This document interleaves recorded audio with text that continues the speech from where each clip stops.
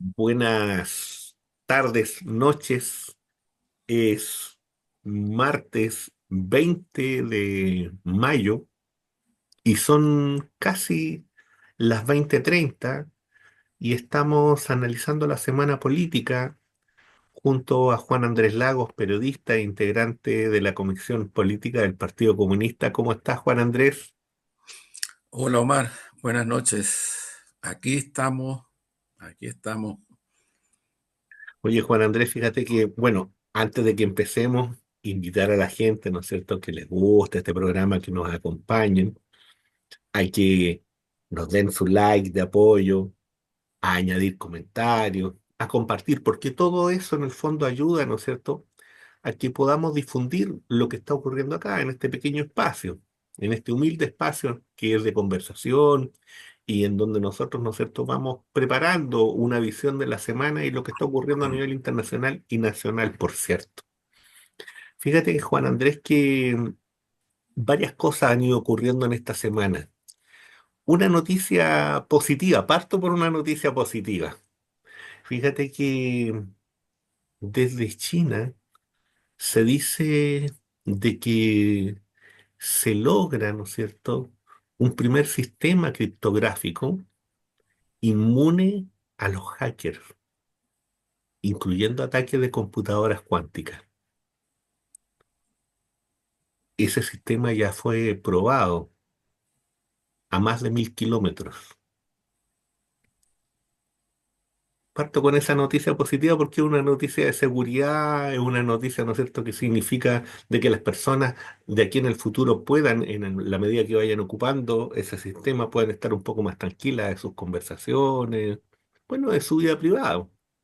Sí, Fíjate que si hay algo que marcó esta semana que denomina para nosotros, ¿no?, de Marte a Marte, es el diálogo que se produce, este tercer diálogo que se produce entre Rusia y Estados Unidos acerca del tema de Ucrania. Hay varias fuentes, entre ellas Sputnik, Reuters, TASS, Global Times. ¿De qué hablan? De que en realidad fue una conversación de 2 horas donde se discutió como punto central, ¿no es cierto?, la posibilidad de una salida a este conflicto.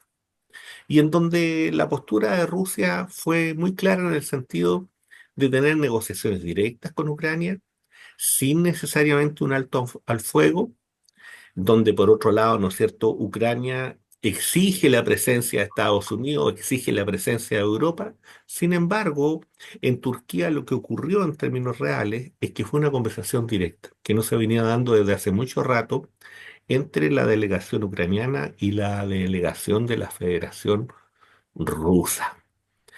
Por otro lado, China, ¿no es cierto?, apoya este diálogo, apoya la idea, ¿no es cierto?, de que ojalá se llegue a un alto al fuego, pero que ese alto al fuego venga y sea, ¿no es cierto?, perdurable. Y en ese sentido, China también da cuenta de cómo Europa queda marginada de estas negociaciones. En ese sentido, la Unión Europea, el Reino Unido, ¿no es cierto?, anuncian nuevas sanciones a entidades que apoyan, según ellos, a la maquinaria militar rusa. Evidentemente que estas sanciones nunca han servido de mucho. Y desde ese punto de vista, eh, Rusia considera que sencillamente eso significa, ¿no es cierto?, querer prolongar el conflicto. Desde Gaza se habla, ¿no es cierto?, de una reacción internacional importante, fuentes Le Monde, The Guardian, que avisan, ¿no es cierto?, que la Unión Europea estaría revisando sus acuerdos de asociación con Israel, que incluso Reino Unido estaría suspendiendo negociaciones de libre comercio. Desde ese punto de vista, Israel rechazaría esta presión internacional. Se habla, ¿no es cierto? Los israelitas dicen que dejaron pasar a 93 camiones de ayuda de la ONU. Lo que no se sabe es si realmente esos camiones llegaron, porque la situación hoy día en Gaza es dramática. Juan Andrés, esos elementos hoy día están sobre la mesa tú podrás tener algún otro que se te ocurra, y si no, vamos profundizando sobre esto. Hubo elecciones, por cierto, también, ¿no es cierto?, en Argentina, eh, con alguna de dulce a gras, dicen algunos. Eso. Sí, solo, Omar, antes de entrar al tema que creo yo es el más duro, fuerte y conmovedor, creo que, creo que el otanismo, el eurocentrismo y el imperialismo norteamericano eh, están en una situación muy compleja y creo que una vez más queda demostrado de que tanto Rusia como China y otros países son los que están impulsando y tratando de encaminar las cosas hacia una paz mundial. Eso es la evidencia clara. Esta perspectiva de diálogo Rusia la está empujando y otros países también la han estado empujando hace mucho tiempo. Eh, Incluso más allá de lo que está ocurriendo propiamente en el frente militar, donde Rusia sigue avanzando sostenidamente. Creo que es muy importante que quede eso muy claro y muy evidente, porque de parte de Estados Unidos, de parte del otanismo, del eurocentrismo, lo que hay es una constante mirada respecto de la conveniencia de un proceso de guerra que viene hace muchas décadas para tratar de revertir una situación de crisis planetaria desde el punto de vista económico, desde el punto de vista de sus tasas de ganancia, desde el punto de vista de su dominio propiamente. Y creo que en este sentido hay que mirar con mucha atención lo que está ocurriendo. Eh, a mí me parece que en buena medida este diálogo es un logro de Rusia, en primer lugar de China, de otros países, por cierto, que de verdad han empujado las tratativas para que se llegue a un posible entendimiento. Y creo que en eso es muy importante contextualizar porque lo que muestra los últimos años, particularmente la última década, incluso un poco más, es que el imperialismo norteamericano y el eurocentrismo no han aflojado en sus intentos de un neocolonialismo en África, en el Oriente Medio, y por cierto, eso involucra también ir avanzando hacia Rusia, ¿no? Usando en este caso Ucrania como un punto de referencia para avanzar en esa dirección. Por eso es que creo yo los 80 años que en nuestro humilde programa hemos colocado con mucha centralidad en el contexto de lo que está ocurriendo en el mundo y hacia el futuro, a mí me parece extraordinaria relevancia ubicar esta dialéctica de la historia, a partir de lo cual no es que se repitan, pero los actores imperiales siguen avanzando o tratando de avanzar en la misma dirección que lo hicieron pre-Segunda Guerra Mundial, durante la Segunda Guerra Mundial y post-Segunda Guerra Mundial. Eso yo creo que es muy importante tenerlo presente. Luego, bueno, en estas horas se han conocido cosas terribles ya de una dimensión que golpean, que de verdad es un drama de la humanidad.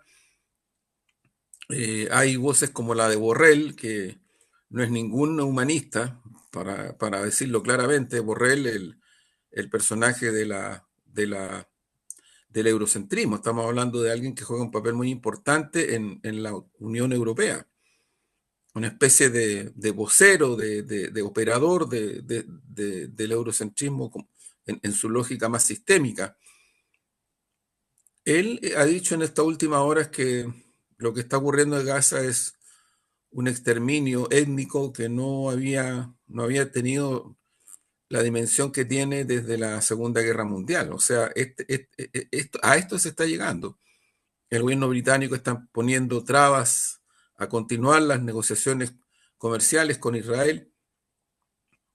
Hay otros gobiernos que están haciendo lo mismo. Yo creo que el impacto de la situación que se está viviendo Yo sugiero, porque está en las redes, la descripción que hacía Mladen Yopo eh, en Radio Universidad de Chile, que realmente en pocos minutos describe el drama. Creo que es muy importante poder conocer, informarse, en primer lugar. Pero están pasando cosas dramáticas. O sea, la ONU ha dicho que si esto no se para, en estas horas, las que estamos amigas y amigos ahora, y las que vienen, mañana, pasado, pueden ser asesinadas y asesinados más de 14.000 guaguas. Estamos hablando de eso. 14.000. Pueden morir de hambre, pueden ser asesinadas producto de los bombardeos. Esta es la situación. La embestida del gobierno israelí, ciertamente avalada, patrocinada e impulsada por Estados Unidos, por Europa.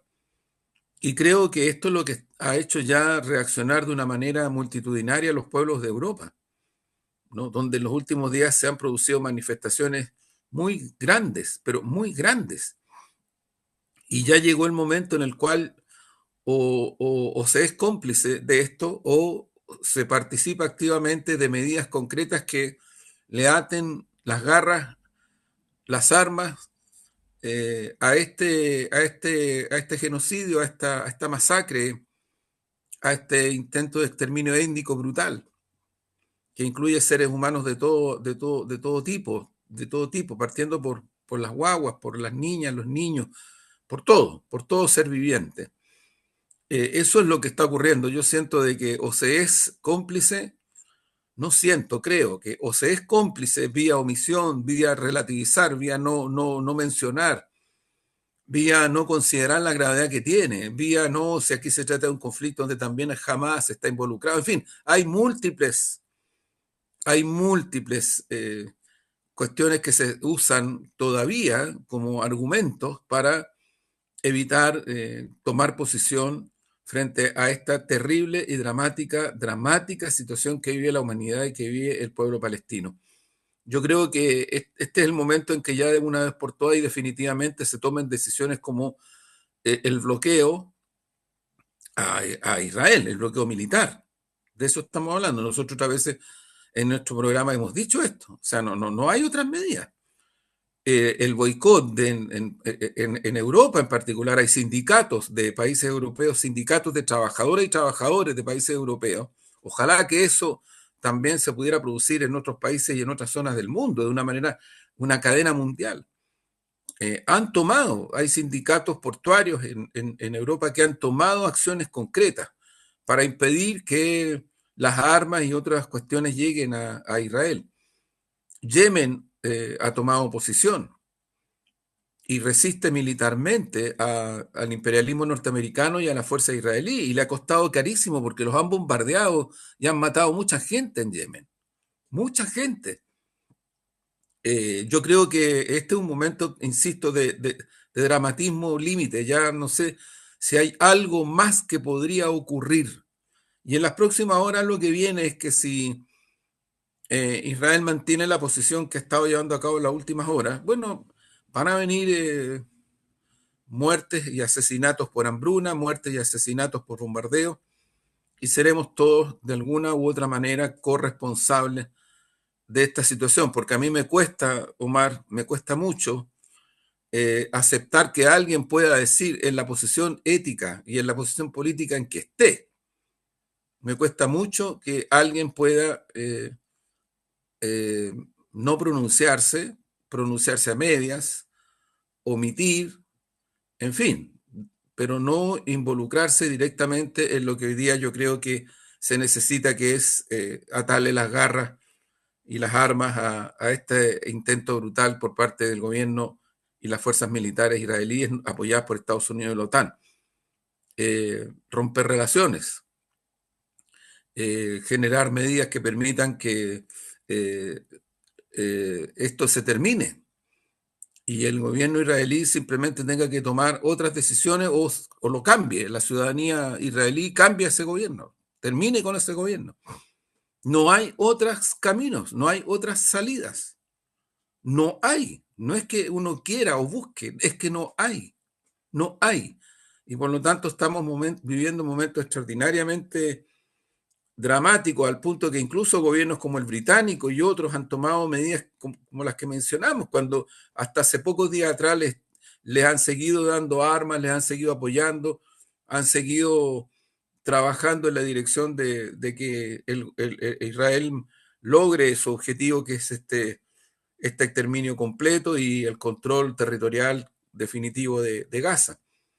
Creo que las manifestaciones populares, insisto, particularmente en Europa en los últimos días, en Irlanda, en Gran Bretaña, en Francia, en España, en Italia, en Grecia, se han multiplicado enormemente. Lo que pasa es que en nuestro país ni por redes siquiera tenemos acceso a esa información. ¿Qué decir en los medios hegemones, donde prácticamente el tema casi no se habla? Solo se menciona de alguna manera, pero no tiene una referencia más concreta. Yo creo, Omar, que estamos viviendo horas dramáticas para la humanidad, dramáticas, dramáticas, y son expresión de una crisis planetaria que nosotros también en otros momentos la hemos planteado, una crisis planetaria que tiene que ver con un imperialismo, sus socios otanistas, neocolonialistas que se defienden, que resisten, que matan, que asesinan, que dan golpes. El otro día yo lo decía en otro medio, tengamos presente algo. Cuando ya prácticamente estaba terminada la guerra en Japón y el imperialismo norteamericano tenía el control prácticamente completo, se lanzaron dos bombas atómicas y lo hizo Estados Unidos en dos ciudades, Hiroshima y Nagasaki, donde no había resistencia militar.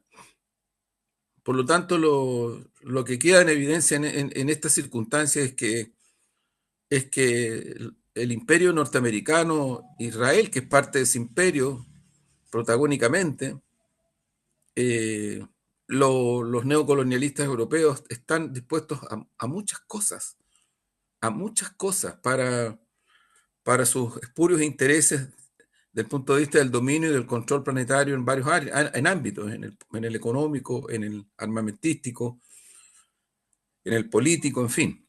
Esa es la situación dramática que vivimos en estos momentos. Fíjate, Juan Andrés, que frente a lo que tú planteas, recordar solamente que estamos en un momento también de despliegue, ¿no es cierto?, de estas tres potencias que hoy día están en una posición de ventaja. Hablamos la semana pasada de China, ¿no es cierto?, y este encuentro con América Latina y el Caribe, de la Federación Rusa y de cómo está llevando el tema con Ucrania, y que no es Ucrania, sino que está muy claro que es la OTAN, por tanto la Unión Europea y el propio Estados Unidos, que hoy día se está bajando del carro. Mientras tanto, ¿no es cierto?, en Europa andan en el tren de Fantasilandia. Entonces, y por otro lado, ¿no es cierto?, está lo que está ocurriendo en el Medio Oriente, y por tanto esta catástrofe planificada, pensada desde hace mucho rato, y en donde el Estado de Israel funciona como el portaaviones de un sector de Occidente, para no decir de casi todo Occidente. Y entonces hoy día quedan al desnudo. Y ahí es donde empieza a correr un librito de un señor que se llama Emanuel Todo, que habla de esta derrota de Occidente y cómo esta derrota de Occidente, uno de los elementos centrales, tiene que ver, ¿no es cierto?, con esta decadencia ideológica, de la crisis de la democracia liberal, de la pérdida, ¿no es cierto?, de ese poder blando que tenía este modelo occidental desde el punto de vista cultural, y cómo eso, en el fondo, se va derritiendo y van apareciendo, ¿no es cierto?, van desapareciendo las caretas y va quedando en realidad lo que había detrás de todo esto, que es un proyecto homicida en donde lo que nos ofrecen para el mundo es el holocausto.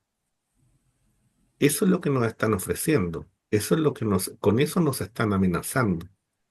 Lo que está ocurriendo hoy día en Gaza no es solamente un tema de los palestinos y del Estado de Israel, es un tema de la humanidad, porque muchas cosas de las que están ocurriendo ahí son las que van a ocurrir en otros lugares del mundo.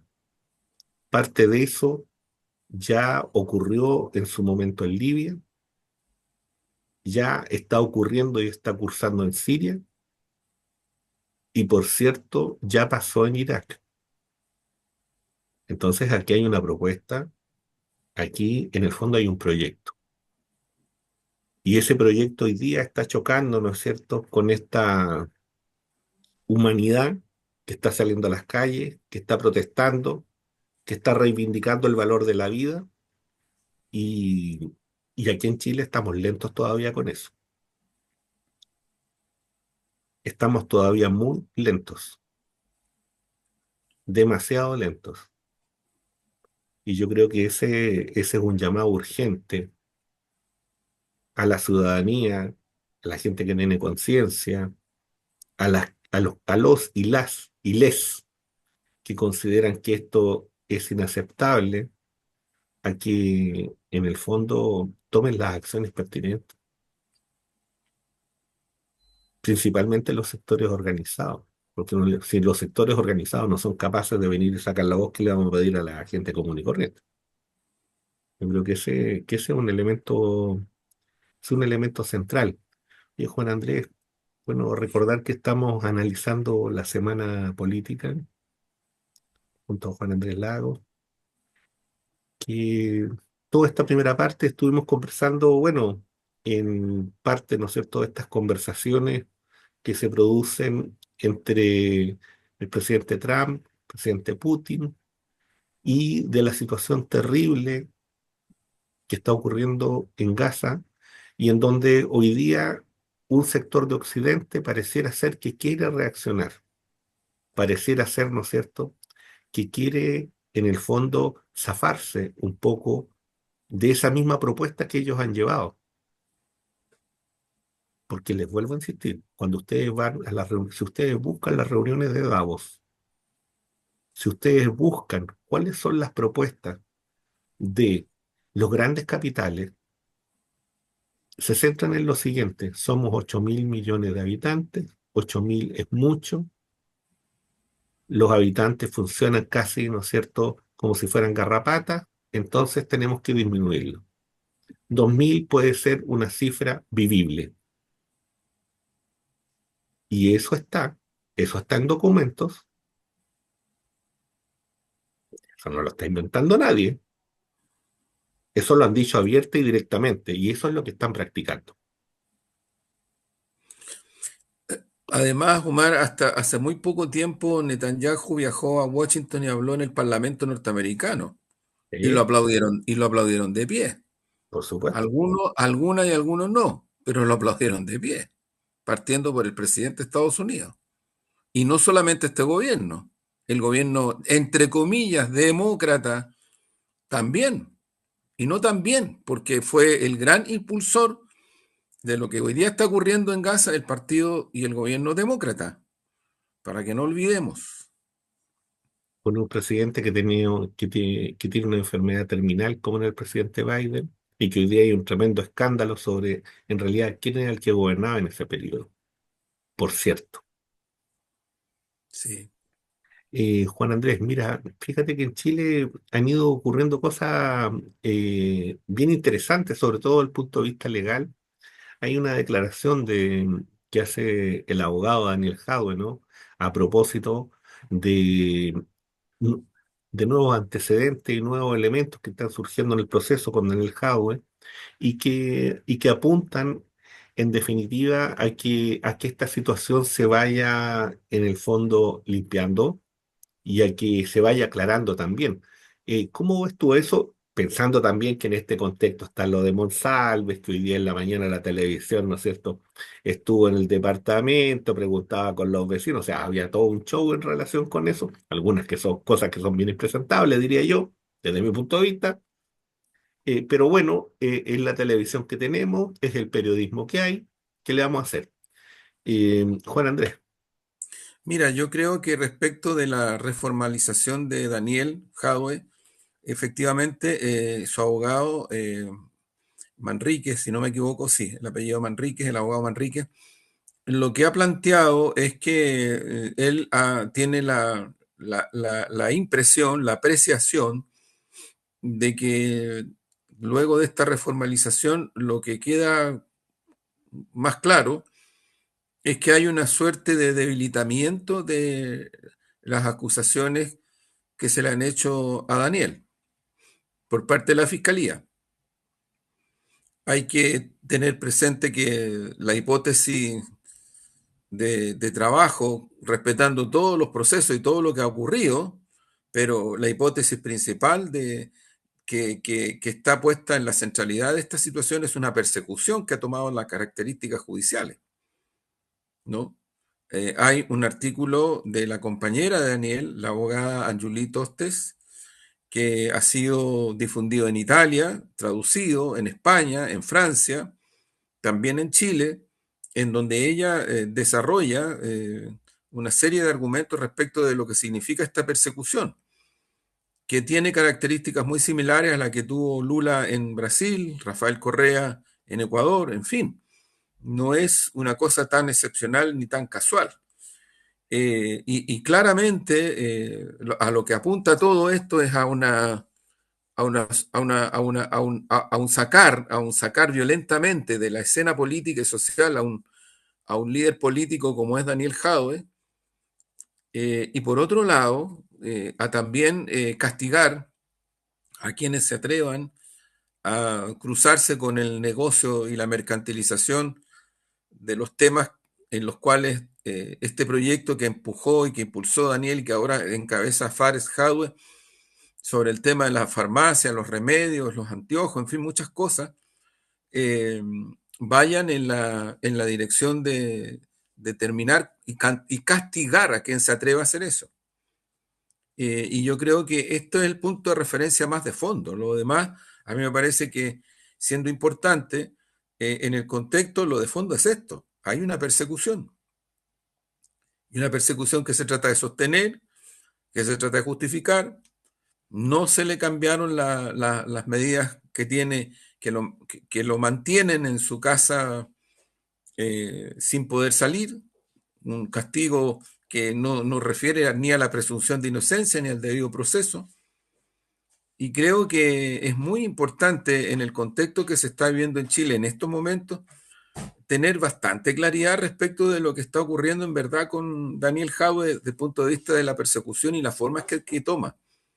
Eh, Fíjate que no es casual, Omar, pero si yo no me equivoco, hay un fallo, no un fallo, un pronunciamiento, no sé si es Contraloría que ha cuestionado la funeraria popular. Y lo ha cuestionado porque dice que atenta en contra del mercado. Claro. Bueno, uno de las acusaciones que le hacen a Daniel Jadwe y que en uno de que en una de las intervenciones que hizo la fiscal también habló de eso. O sea, aquí en forma descarada, voces que vienen del mundo judicial hacen referencia a la mercantilización, como si fuera una cuestión intocable en la sociedad chilena. Y pongámosle nombre y apellido. La mercantilización es el control de más del 75% de la economía de transnacionales, por ejemplo, como la Enel, de origen italiano, pero que es una transnacional, que nos tiene hasta el cogote con las alzas de los valores de la luz y de la energía. Eso es mercado, pues. Y eso es lo que se trata de parar o de tener. El tema del precio de los remedios. O sea, hay una cantidad de remedios que en las farmacias populares, en Recoleta y en otras, cuestan 5.000 pesos y en las cadenas cuestan 30, 40.000 pesos. Esas son las diferencias. Entonces, aquí yo creo que hay que reaccionar con mucha más fuerza. Tú lo decías recién, Omar, a propósito de lo terrible que vivimos de Gaza, pero también hay que reaccionar frente a estas cosas. Aquí hay abusos muy violentos y se está usando el sistema judicial, que de judicial cada día tiene menos, Yo he escrito una columna para el portal Infogate en esta semana a propósito del caiga quien caiga y a propósito de que las instituciones funcionan en Chile. O sea, las instituciones, este tipo de instituciones funcionan ¿para qué? Para liquidar a los adversarios políticos, para meterlos presos, para otras veces salvarlos, porque aquí hubo gente que tiene mucho poder económico y también político, que al final les dieron algunas sanciones y los mandaron a clases de ética hace unos años atrás. Penta, el banco Penta. Entonces creo que hay una situación, Omar, que aquí tenemos que asumirla como tal. Aquí hay un tipo de administración del poder judicial que está cayendo en situaciones feroces, feroces. Las filtraciones son parte de eso. Yo el otro día en un programa en Sin Filtro me preguntaban por esto, le decía, no, si el problema es el siguiente, el problema es que la última línea de las filtraciones son los medios. Los medios son los medios hegemones, casi la mayoría, no todos, pero es la última línea. Aquí quien filtra, aquí quien entrega información, obviamente que lo que busca es golpear, pero nosotros, hay un mundo, hay una generación de profesionales de la comunicación, de periodistas que sabemos perfectamente lo que significa eso y no lo decimos con ostentación, pero sí con convicción, porque lo vivimos en la lucha contra la dictadura y en la década de los 90. Nosotros entregábamos información a los tribunales de justicia respecto de situaciones terribles de violaciones a los derechos humanos, pero dábamos identidades y entregábamos antecedentes reales que no se podían desmentir. Y por esas razones fuimos perseguidos. Y en el caso de la década de los 80 fueron asesinados trabajadores de la comunicación. Sabemos perfectamente. No nos vengan con el cuentito. Pero aquí la situación no tiene mucho que ver con eso.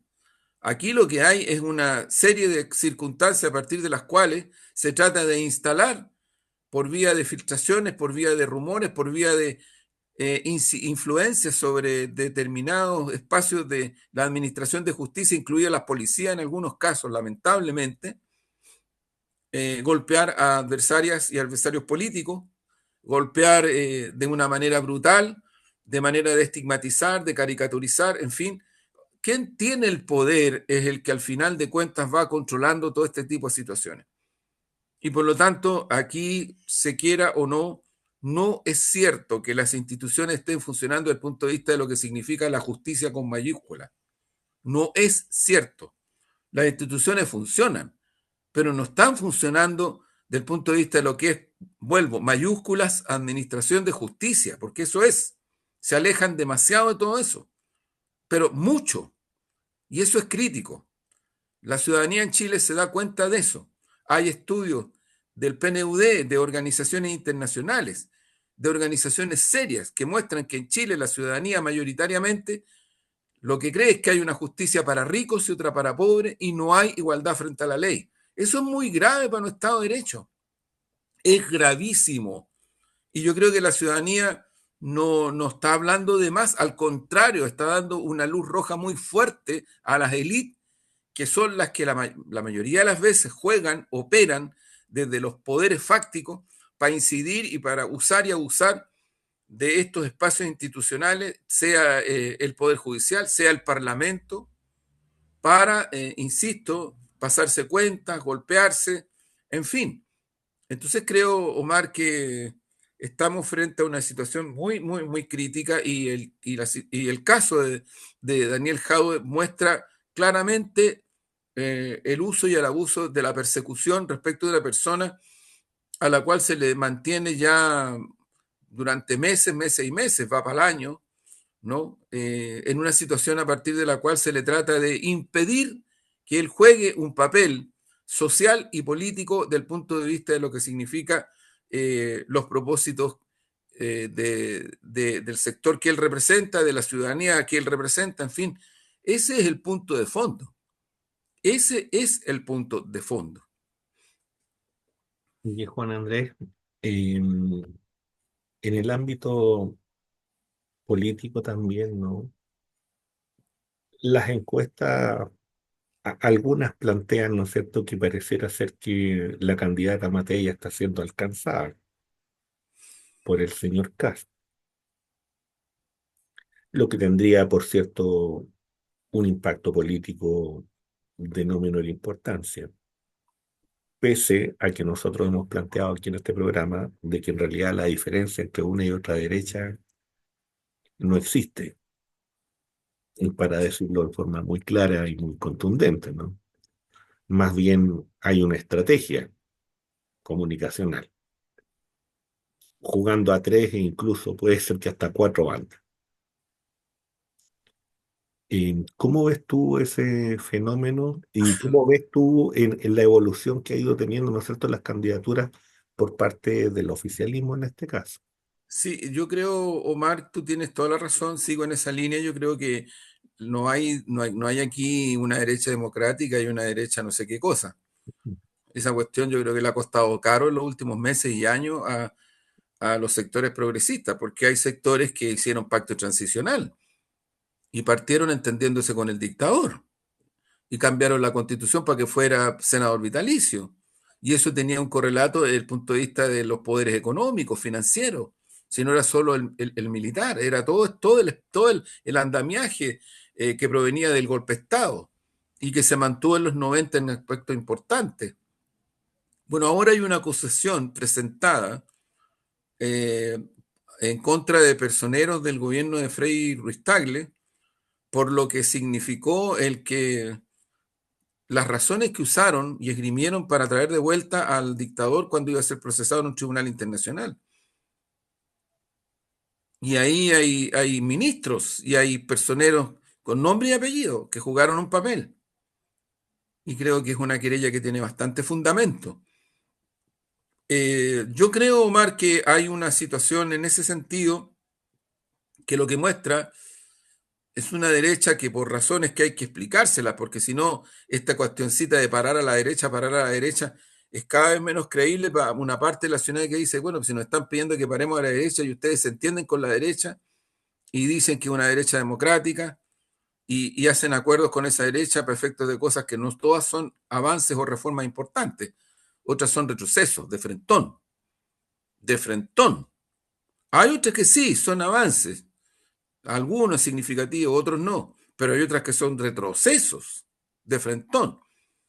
Pero cuando se le da a esta derecha la categoría de actor válido dialogante, insisto en este punto, no se trata de romper el Estado, porque vienen las caricaturas, ¿no? Vienen las caricaturas, que además hay sectores de la desconcertación que toman estas cosas, las toman como argumentos, Ujú, ¿no? Y obviamente la derecha subía para arriba.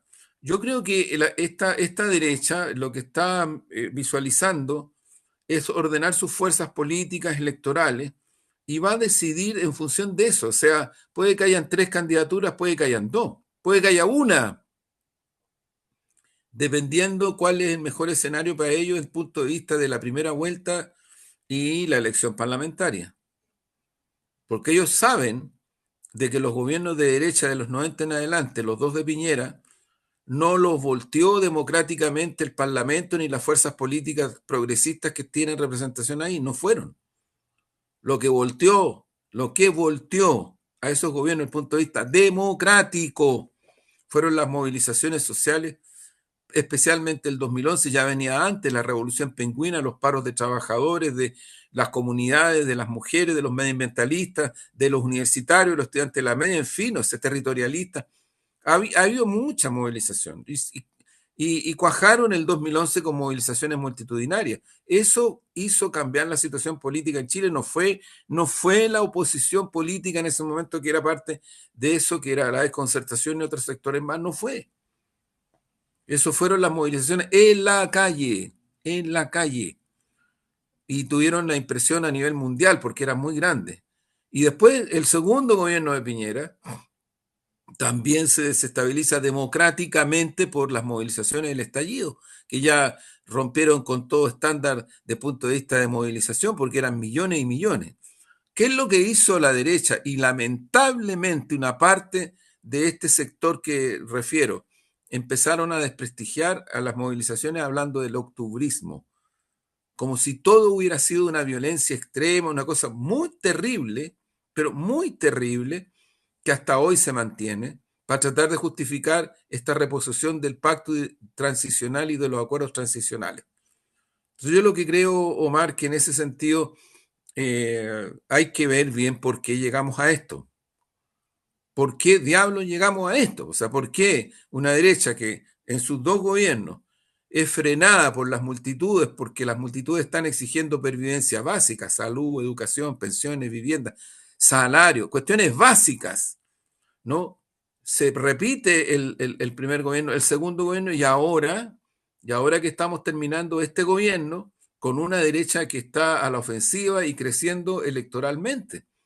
¿Por qué? ¿Por qué pasa esto? ¿Por qué? Esa cuestión es clave. Y yo creo que la derecha está usando muy bien todos los vacíos, todos los desencantos, todos los miedos que hay en la sociedad chilena por los temas de crimen organizado, narcotráfico, lo está trabajando muy bien.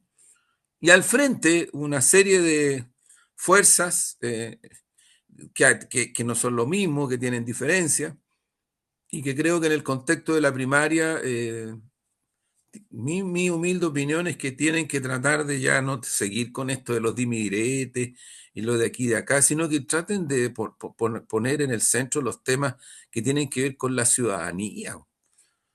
O sea, pucha, las propuestas respecto de salud, educación, seguridad, salarios, viviendas, si son las cuestiones, es decir, básico, es súper básico.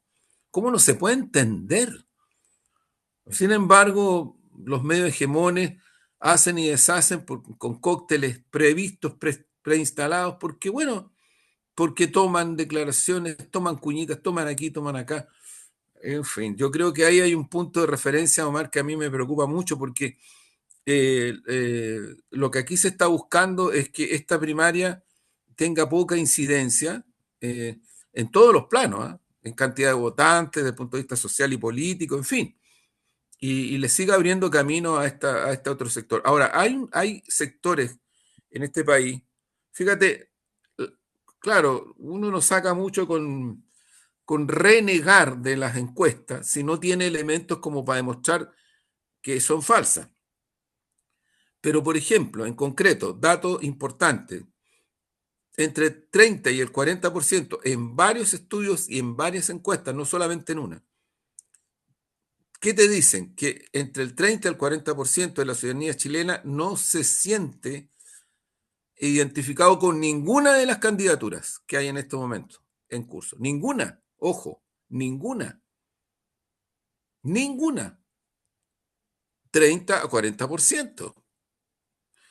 Por otro lado, por otro lado, hay una ciudadanía que siente que los problemas que vive cotidianamente no se reflejan necesariamente en las propuestas que están formulando estas candidaturas. Entonces, yo creo que aquí se está produciendo una suerte de vacío que es importante tenerlo en cuenta, no porque a uno le guste que haya este tipo de vacíos, sino que porque son parte de la realidad socioeconómica y de la subjetividad ciudadana. Así es. No es algo que no se pueda no considerar porque negar la realidad, incluida la subjetividad ciudadana, no sirve de nada. Y yo creo que en ese sentido, eh, la candidatura de, o sea, perdón, hay sectores que no están desde la izquierda identificados tampoco con ninguna candidatura, desde la izquierda, que no son parte de coalición, sino que están en otras sociedades políticas, ¿no? Y hay un mundo que, insisto, no se siente identificado con ninguna fuerza política tampoco. Entonces hay que hacer el análisis y las variables para poder entender lo que está ocurriendo y lo que está cursando. Yo creo que en ese contexto es evidente que hay una candidatura, yo creo que la candidatura del Partido Comunista de Janet Jara es una candidatura que creo que es bien significativa por estos aspectos, en cuanto a lo que significa tratar de poner los temas que son relevantes para la sociedad chilena. Y bueno, vamos a ver cómo cursan en los próximos días y semanas, si esto es muy corto. Esto es muy corto. Lo hemos dicho otras veces, es muy importante que la ciudadanía vaya a votar, vaya a votar, es muy importante. Como también es muy importante que los partidos y las fuerzas políticas involucradas en estas primarias le den, insisto en este punto, mucho más centralidad a lo que significan los temas que a la ciudadanía le importan, no por otra razón que no sea la pervivencia. Ese es para mí el punto de referencia, Omar. Fíjate, Juan Andrés, que yo creo que el cuadro de decadencia que hoy día cubre no solamente Chile, ¿no? Sino que yo diría gran parte de Occidente, hoy día trae consigo, ¿no es cierto?, lo que nosotros hemos conversado otra vez, esta crisis ética, esta crisis que también es estética Claro, y que tiene otras formas, ¿no es cierto? Esta crisis que también es de espiritualidad, que también tiene que ver, ¿no es cierto?, con lo que nosotros creemos o pensamos, estas discusiones que a veces vamos generando y que en vez de aportar dañan, y en donde tampoco hay claridad sobre personajes, sobre estrategias y sobre formas. Una cosa es la austeridad, por ejemplo, que un personaje pueda ser austero, y yo respeto mucho que un personaje político que haya sido presidente pueda ser austero, y otra cosa hacer de la austeridad, ¿no es cierto?, un horizonte de sentido en lo político, porque ahí estamos hablando de la ética personal, que es el piso, que en el fondo cualquiera persona que esté en el ámbito público tiene que tener. sin duda. Y esa es una diferencia muy importante, sobre todo para el mundo de la izquierda, porque la señora Angela Merkel también tenía su departamento, su a pie.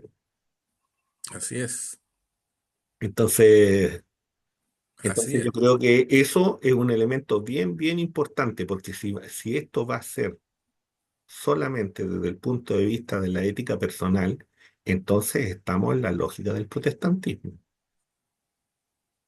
en la lógica individual, y por tanto no en un proyecto colectivo, no en un proyecto de transformación social, que el mundo de la izquierda es eso. Y esas son claridades que hay que venirlas y hay que establecerlas. Y a veces no se dicen, no se clarifican, o sencillamente son intercambios que no se quieren hacer por diversas razones, ¿no? Y eso con mucho respeto por cada uno de los dirigentes que vienen y tienen esa forma de vida. Yo en eso, bienvenido sea siempre. Eh, para cerrar ya el programa de este martes, reiterando, ¿no es cierto?, el llamado a que, bueno, nos apoyen con sus comentarios, apretando la campanita para suscribirse y qué sé yo, para que estas ideas vuelen también. El libro interior o el cuaderno interior. Cada vez que figoneo en las entrañas, encuentro borrones, frases sueltas. Más que escribir una historia, descifro puzzles, rompecabezas, que jamás puedo concluir, como si la pieza olvidada se hubiera quedado adherida a la corteza de un damasco, a las hojas ásperas de una higuera, al manto generoso de un parrón, en el patio de una casa habitada por el espíritu de una época, cuyo umbral hablaba de la vida, y ésta cobraba belleza en un tablero dispuesto para medirse en la geografía de 64 casillas, en una partida inconclusa, almacenada en el cuaderno del desapego. Así nomás. Así nomás. Gracias, Omar. Gracias por la poesía. Muchas gracias. Que estén muy bien, Juan Andrés. Nos vemos la próxima semana. Nos vemos la próxima Chao. Chao. semana. Chao, chao.